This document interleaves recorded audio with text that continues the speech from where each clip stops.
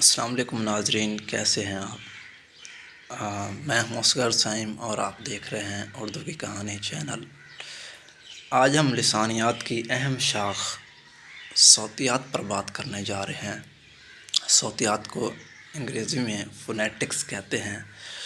صوتیات کو لسانیات کی ایک شاخ ہے تصور کیا جاتا ہے، اور صوتیات وہ لسانیات کی اس کو کلید بھی کہا جاتا ہے، کلید چابی کو کہتے ہیں، آپ کو پتہ ہے۔ صوتیات لسانیات کی وہ شاخ ہے جس میں انسانی اعضائے تکلم سے پیدا ہونے والی آوازوں کا مطالعہ کیا جاتا ہے، تو اسے ہم صوتیات کہتے ہیں۔ اب یہ جو اعضائے تکلم ہیں، اعضائے تکلم سے مراد آواز کو پیدا کرنے والے جو اعضاء ہیں انہیں ہم اعضائے تکلم کہتے ہیں، جس میں دانت ہو گئے، ہونٹ ہو گئے، چبڑا ہو گیا، تالو ہو گیا، یہ تمام کے تمام اعضائے تکلم ہیں۔ صوتیات میں منہ کے ان اعضاء کا مطالعہ کیا جاتا ہے جن سے ہم بولنے میں مدد لیتے ہیں، اور اس چیز کو بھی دیکھا جاتا ہے کہ یہ جو اعضاء ہیں وہ کس طرح کام کرتے ہیں۔ صوتیات کی تعریف کچھ یوں بھی کی جا سکتی ہے کہ انسانی آوازوں کا سینسی مطالعہ بھی صوتیات کہلاتا ہے۔ صوتیات میں آوازوں کی لہروں اور آوازوں کی ادائیگی اور سننے کا عمل، اس کو ہم سمجھتے ہیں۔ اب صوتیات کی 3 شاخیں ہیں: تلفظی صوتیات، سمعی صوتیات اور سمعیاتی صوتیات۔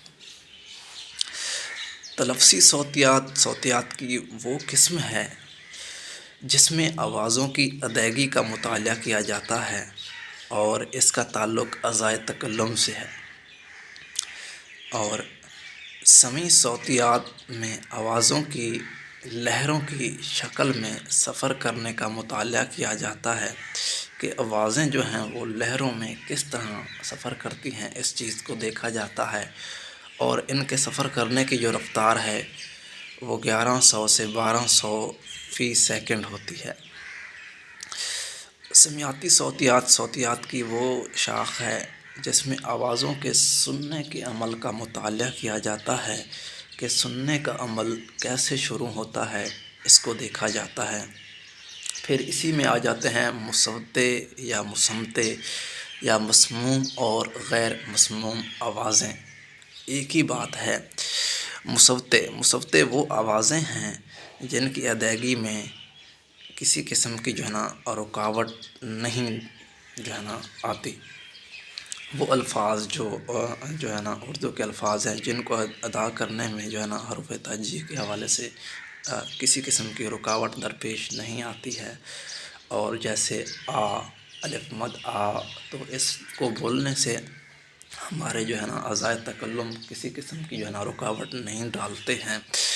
اب جو مصوتے ہیں جنہیں غیر مسموم آوازیں کہا جاتا ہے، وہ آوازیں ہیں جن کی ادائیگی میں اعضائے تکلم یا منہ میں رکاوٹ ہوتی ہے، جیسے پے ہے، بے ہے، تو اس میں ادائیگی میں رکاوٹ پیش آتی ہے۔